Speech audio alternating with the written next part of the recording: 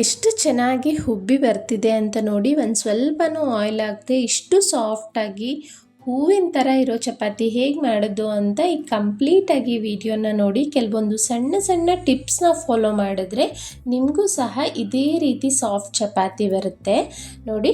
ಮೊದಲಿಗೆ ನಾನಿಲ್ಲಿ 2 ಕಪ್ ಆಗುವಷ್ಟು ಗೋಧಿ ಹಿಟ್ಟನ್ನು ತಗೊಳ್ತಾ ಇದ್ದೀನಿ. ನೀವು ಮೈದಾ ಗೋಧಿ 2 ಬೇಕಾದರೂ ಮಿಕ್ಸ್ ಮಾಡ್ಬೋದು. ನಂತರ ಅರ್ಧ ಟೀ ಸ್ಪೂನ್ ಆಗುವಷ್ಟು ಉಪ್ಪನ್ನು ಹಾಕ್ಕೊಳ್ತಾ ಇದ್ದೀನಿ. ಪರ್ಫೆಕ್ಟಾಗಿರುತ್ತೆ 2 ಕಪ್ಗೆ. ಒಂದು ಸಲ ಚೆನ್ನಾಗಿ ಮಿಕ್ಸ್ ಮಾಡ್ಕೊಳ್ಳೋಣ. ಈಗ ಯಾವ ಕಪ್ಪಲ್ಲಿ ಹಿಟ್ಟು ತಗೊಂಡಿದ್ನೋ ಅದೇ ಕಪ್ಪಲ್ಲಿ 1 ಕಪ್ ಆಗುವಷ್ಟು ನೀರನ್ನ ತಗೊಂಡು ಒಂದು ಸ್ವಲ್ಪನೇ ಹಾಕ್ತಾ ಈ ರೀತಿ ಬೆರಳುಗಳಿಂದ ನಿಧಾನಕ್ಕೆ ಸಾಫ್ಟಾಗಿ ಮಿಕ್ಸ್ ಮಾಡ್ಕೊಳ್ತಾ ಬರಬೇಕಾಗತ್ತೆ. ಒಂದೇ ಸಲ ನೀರು ಹಾಕೋದಕ್ಕೆ ಹೋಗಬೇಡಿ ನೋಡಿ. ನಾನು ವಿಡಿಯೋದಲ್ಲಿ ತೋರಿಸಿರೋ ಥರ ಸ್ವಲ್ಪನೇ ನೀರನ್ನ ಹಾಕ್ಕೊಳ್ತಾ ಹಿಟ್ಟನ್ನು ರೆಡಿ ಮಾಡ್ಕೊಳ್ಬೇಕಾಗುತ್ತೆ ನೋಡಿ. ಈ ಹದಕ್ಕೆ ಬಂದಿದೆ. ಈಗ ನಾನು ತೋರಿಸ್ತೀನಿ ನೋಡಿ. 1 ಕಪ್ಪಲ್ಲಿ 3/4 ಕಪ್ ಆಗುವಷ್ಟು ನೀರು ಬೇಕಾಯಿತು. ಈ ಹದಕ್ಕೆ ಬಂದಮೇಲೆ 2ರಿಂದ 3 ಟೀ ಸ್ಪೂನ್ ಆಗುವಷ್ಟು ಎಣ್ಣೆನ ಹಾಕಿ ಸುಮಾರು 4ರಿಂದ 5 ನಿಮಿಷ ಈ ರೀತಿ ಅಂಗೈಯಿಂದ ನಾದ್ಕೋಬೇಕಾಗುತ್ತೆ. ಹಿಟ್ಟನ್ನು ಎಷ್ಟು ಚೆನ್ನಾಗಿ ನಾದ್ತೀವೋ ಅಷ್ಟು ಸಾಫ್ಟಾಗಿ ಚಪಾತಿ ಬರುತ್ತೆ, ತುಂಬಾ ಚೆನ್ನಾಗಾಗುತ್ತೆ ನೋಡಿ. ನಾನು ವಿಡಿಯೋದಲ್ಲಿ ತೋರಿಸ್ತಿರೋ ಥರ ನಾದ್ಕೋಬೇಕು. ನಮಗೆ ಹಿಟ್ಟಿನ ಲೇಯರ್ ಏನಿದೆ ಕಂಪ್ಲೀಟ್ ಸಾಫ್ಟಾಗಿ ಆಗುತ್ತೆ. ಆಲ್ಮೋಸ್ಟ್ ನಾನಿಲ್ಲಿ 5 ನಿಮಿಷ ನಾದ್ಕೊಂಡಿದ್ದೀನಿ. ಮೇಲೆ ಸ್ವಲ್ಪ ಎಣ್ಣೆನ ಹಾಕಿ ಒಂದು 15ರಿಂದ 20 ನಿಮಿಷ ಬಿಟ್ಬಿಡಿ. ನೀವು ಅಷ್ಟರಲ್ಲಿ ಚಟ್ನಿ, ಪಲ್ಯ, ಸಾಂಬಾರು ಏನು ಬೇಕೋ ಅದು ಮಾಡ್ಕೋಬೋದು. ಸುಮಾರು ನಾನಿಲ್ಲಿ ಒಂದು ಅರ್ಧ ಗಂಟೆನೇ ಬಿಟ್ಟಿದ್ದೆ. ಹಿಟ್ಟು ನೋಡಿ ಎಷ್ಟು ಸಾಫ್ಟಾಗಿ ಆಗಿದೆ ಅಂತ. ಈಗ ಇನ್ನೊಂದು 2 ನಿಮಿಷ ನಾದ್ಕೊಳ್ಳೋಣ. ಹಿಟ್ಟಿನ ಲೇಯರ್ ನೋಡ್ಬೋದು ಎಷ್ಟು ಸಾಫ್ಟಾಗಿ ಪರ್ಫೆಕ್ಟಾಗಿದೆ ಅಂತ. ಕೈಗೆ ಒಂಚೂರು ಸಹ ಅಂಟ್ತಿಲ್ಲ.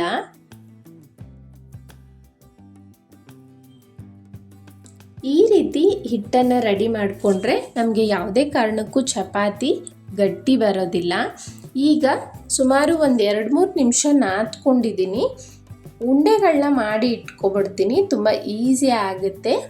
ಈ ರೀತಿ ಎಲ್ಲ ಉಂಡೆಗಳನ್ನ ಮಾಡಾದಮೇಲೆ ನಾನು ಹಿಟ್ಟನ್ನು ಪ್ಲೇಟಿಂದ ಮುಚ್ಚಿಡ್ತಾ ಇದ್ದೀನಿ. ಆ ಮಾಯ್ಸ್ಟ್ ಏನಿದೆ ಡ್ರೈ ಆಗೋಕ್ಕೆ ಬಿಡಬಾರ್ದು, ಆಗ ಚಪಾತಿ ಚೆನ್ನಾಗಿ ಬರೋದಿಲ್ಲ.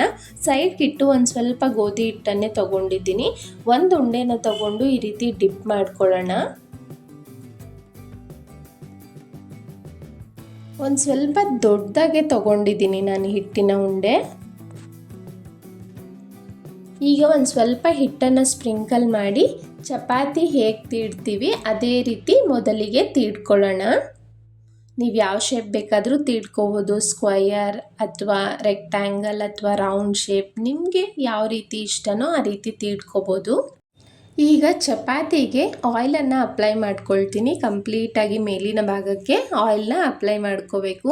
ಆನಂತರ ನಾನು ವಿಡಿಯೋದಲ್ಲಿ ತೋರಿಸ್ತಿರೋ ಥರ ಫೋಲ್ಡ್ ಮಾಡಿ ಈ ರೀತಿ ಫೋಲ್ಡ್ ಮಾಡ್ತಾ ನಾವು ಚಪಾತಿನ ತೀಡ್ಕೊಳ್ಳೋದ್ರಿಂದ ಎಷ್ಟೇ ಹೊತ್ತಾದ್ರೂ ಚಪಾತಿ ಸಾಫ್ಟಾಗೇ ಇರುತ್ತೆ. ಹಾಗೆ ಟೇಸ್ಟು ಸಹ ತುಂಬಾ ಚೆನ್ನಾಗಿರುತ್ತೆ. ನಾನು ವಿಡಿಯೋದಲ್ಲಿ ಯಾವ ರೀತಿ ತೋರಿಸಿದ್ದೀನೋ ಆ ರೀತಿ ಎಣ್ಣೆ ಅಪ್ಲೈ ಮಾಡ್ಕೊಳ್ತಾ ಫೋಲ್ಡ್ ಮಾಡ್ಕೋಬೇಕಾಗುತ್ತೆ.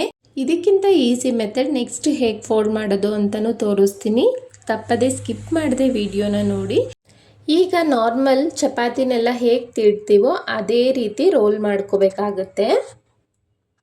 ನೀವು ವಿಡಿಯೋದಲ್ಲಿ ನೋಡ್ಬೋದು ಚಪಾತಿ ಥಿಕ್ನೆಸ್ ಎಲ್ಲ ಹೇಗಿದೆ ಅಂತ. ಈಗ ಇದನ್ನು ಸೈಡ್ಗೆ ಇಡ್ತಾ ಇದ್ದೀನಿ. ನಾನು ಇನ್ನೊಂದು ಈಸಿ ಮೆಥಡ್ ತೋರಿಸ್ತೀನಿ ನೋಡಿ. ಈ ರೀತಿ ರೌಂಡಾಗಿ ಚಪಾತಿನ ರೋಲ್ ಮಾಡಿಕೊಂಡು ಸಿಂಪಲ್ಲಾಗಿ ಅದ್ರ ಮೇಲೆ ಒಂದು ಸೈಡ್ಗೆ ಎಣ್ಣೆ ಹಚ್ಚಿ ಈ ರೀತಿ ಫೋಲ್ಡ್ ಮಾಡಿ, ಹಾಗೆ ಮೇಲಿನ ಭಾಗಕ್ಕೂ ಎಣ್ಣೆ ಹಚ್ಚಿಬಿಟ್ಟು ಟ್ರಯಾಂಗಲ್ ಶೇಪ್ ಬರುತ್ತೆ ಇದು. ಈ ರೀತಿ ಫೋಲ್ಡ್ ಮಾಡಿಕೊಂಡು ನಾರ್ಮಲಾಗಿ ಟ್ರಯಾಂಗಲ್ ಶೇಪ್ ಅಥವಾ ರೌಂಡ್ ಶೇಪ್ ಬೇಕಾ, ಯಾವ ರೀತಿ ಬೇಕೋ ಆ ರೀತಿ ತೀಡ್ಕೋಬೋದು. ಇದು ಈಸಿ ಮೆಥಡ್ ಅನಿಸುತ್ತೆ. ನಮಗೆ ನಾರ್ಮಲ್ ಚಪಾತಿ ಮಾಡೋದಕ್ಕಿಂತ ಈ ರೀತಿ ಫೋಲ್ಡ್ ಮಾಡಿ ನೋಡಿದ್ರೆ ನಿಮಗೆ ಖಂಡಿತ ಡಿಫ್ರೆನ್ಸ್ ಗೊತ್ತಾಗುತ್ತೆ.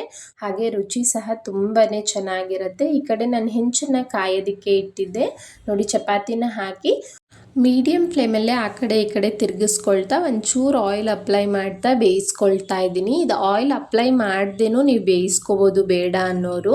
ತುಂಬಾ ಸಾಫ್ಟಾಗಿ ತುಂಬ ಚೆನ್ನಾಗಿ ಇದೇ ರೀತಿ ಹುಬ್ಬಿ ಬರುತ್ತೆ.